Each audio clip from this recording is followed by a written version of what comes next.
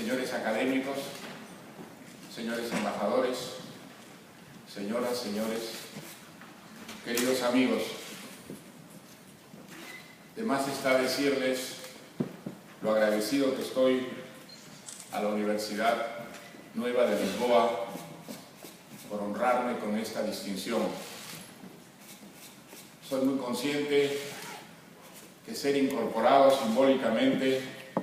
al claustro académico de esta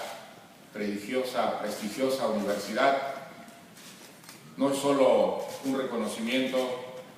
sino también un mandato de responsabilidad intelectual y cívica. No tengo que decirles que haré cuanto está a mi alcance para no defraudar a la institución que me rinde este homenaje y me impone esta obligación.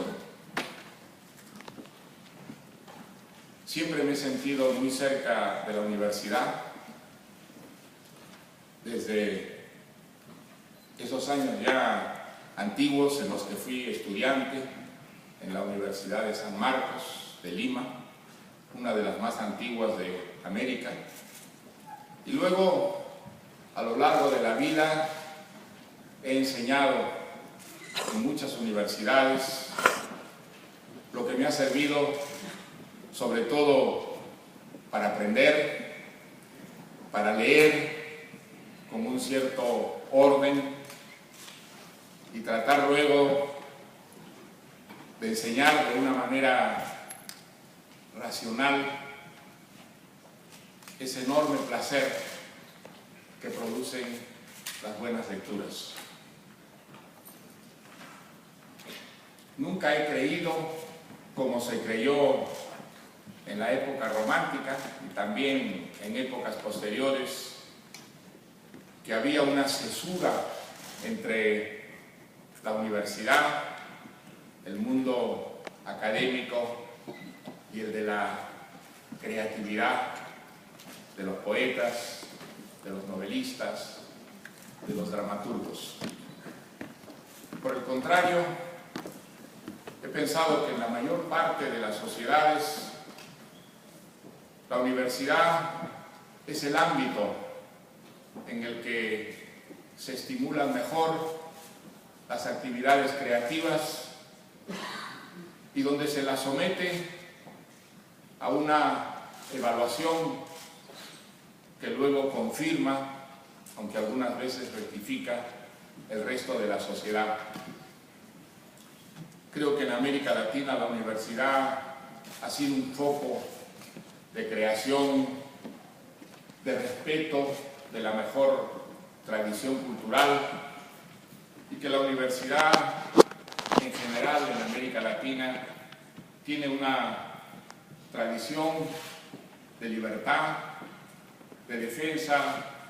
de los derechos humanos, y que ha sido un foco de civilización en sociedades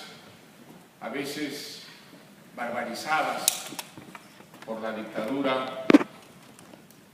y por la violencia en general. Por eso creo que la universidad debe ser no solo respetada, sino apoyada por las sociedades conscientes de que la cultura es la mejor defensa que tenemos contra la barbarie, contra lo que Popper llamaba el regreso a la tribu, y al mismo tiempo que la obligación de las universidades no es ensimismarse, encerrarse sobre sí mismas, sino abrirse a la sociedad y derramar sobre ella todos los beneficios que la cultura trae consigo. Yo quisiera recordar precisamente aquí en Lisboa, en ocasión de recibir este generoso reconocimiento, mis años de profesor en la Universidad de Londres, donde tuve un gran amigo portugués que hubiera estado con nosotros hoy día si estuviera aún vivo. Un gran escritor y un gran amigo, José Cardoso Pires. Fuimos profesores en la Universidad de Londres algunos años y le debo a él muchas enseñanzas, entre otras, quizá la que le agradezco más, el haber descubierto gracias a él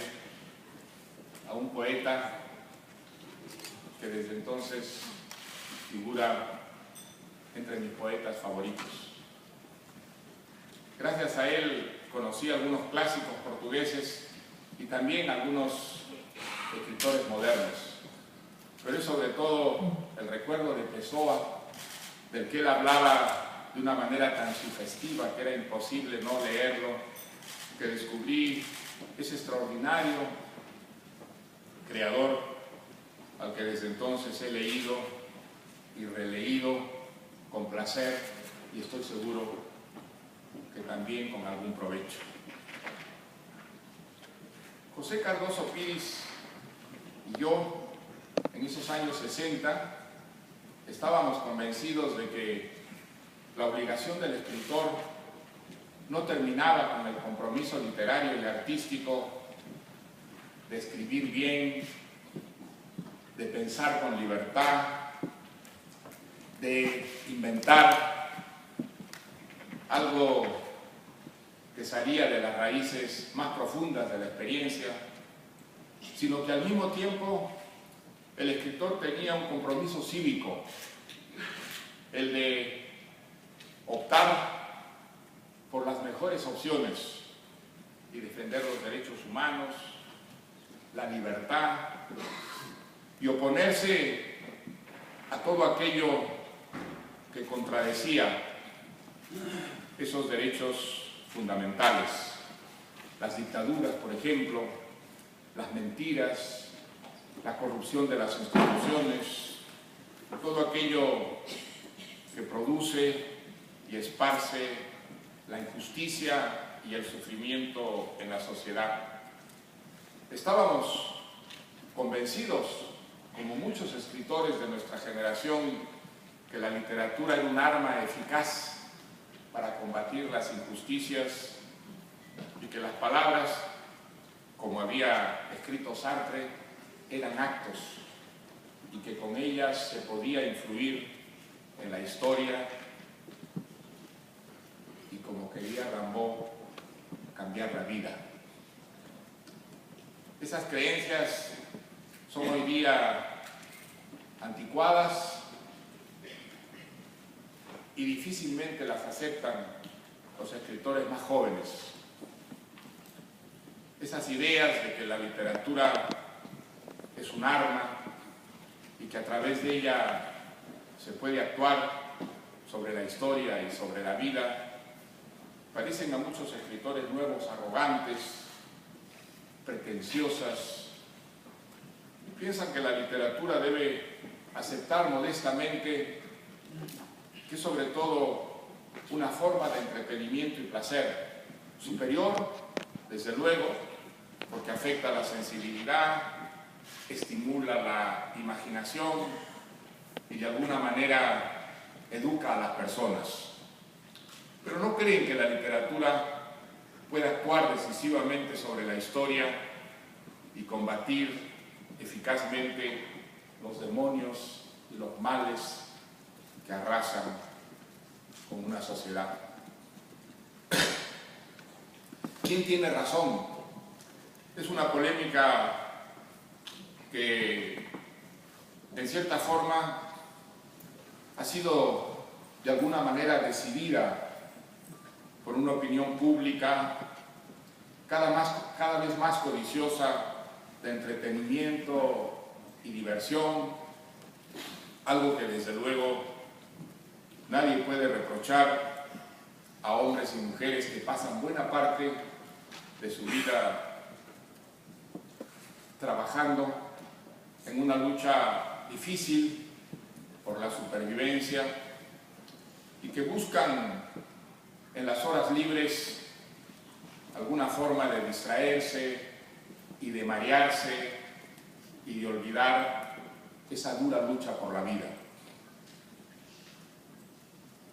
Desde luego que la literatura es una forma de entretenimiento, desde luego que el placer que producen los buenos poemas, las buenas novelas, es un placer extraordinario que queda en la memoria y desde nuestros recuerdos influye sobre nuestra conducta y nuestros sueños. Pero si la literatura fuera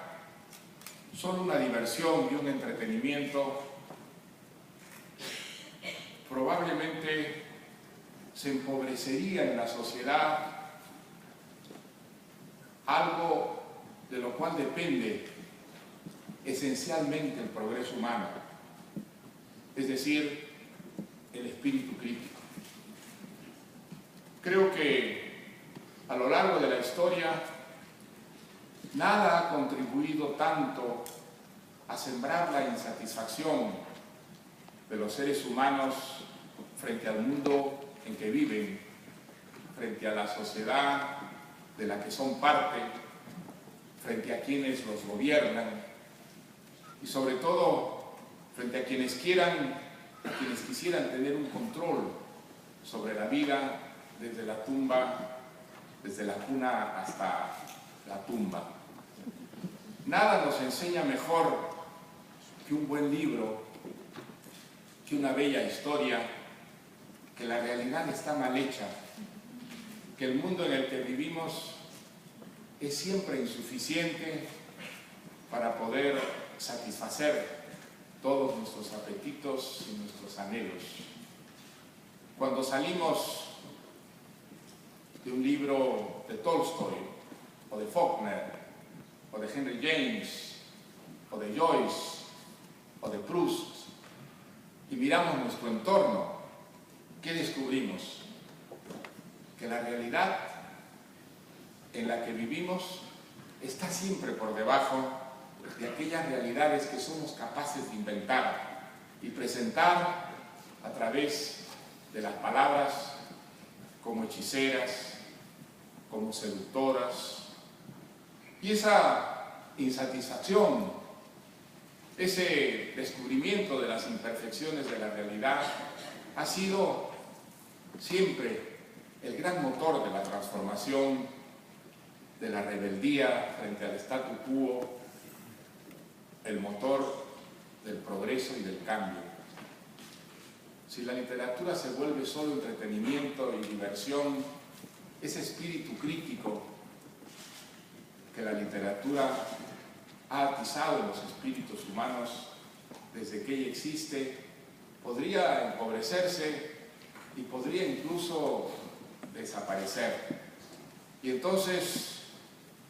la pesadilla de una dictadura tecnológica, esa pesadilla que un George Orwell imaginó y describió en una novela célebre, podría pasar de ser ficción a ser una realidad. Por eso creo que es importante que la literatura, sin dejar de ser un entretenimiento y una diversión superior, mantenga en ella vivo ese espíritu crítico sin el cual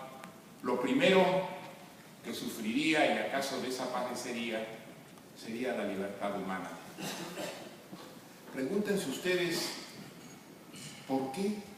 a lo largo de toda la historia todos los regímenes dictatoriales, religiosos, ideológicos, militares, lo primero que han hecho es establecer sistemas de control y de censura para la literatura. ¿Por qué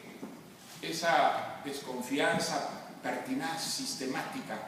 de todos los regímenes que quieren controlar enteramente la vida frente a ese quehacer aparentemente tan inofensivo, tan benigno, que es crear historias con palabras? Porque las dictaduras, antes que los críticos literarios,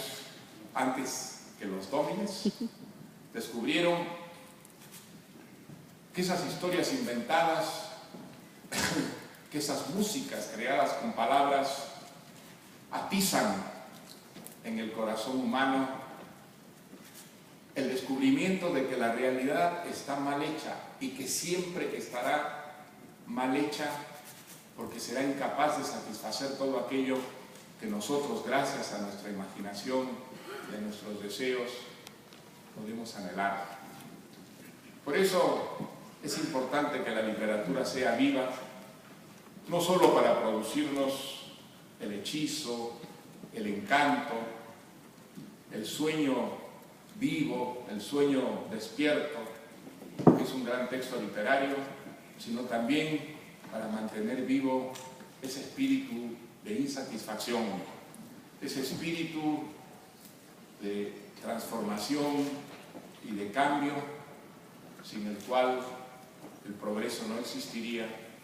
y no hubiéramos salido nunca de las cavernas ni llegado a las estrellas. Me he apartado tal vez un poco de lo que iban a ser unas palabras simplemente de agradecimiento, de reconocimiento y de emoción, gracias a este doctorado honoris causa que tan generosamente me brinda la Universidad Nueva de Lisboa y que, repito una vez más, agradezco de todo corazón. Muchas gracias.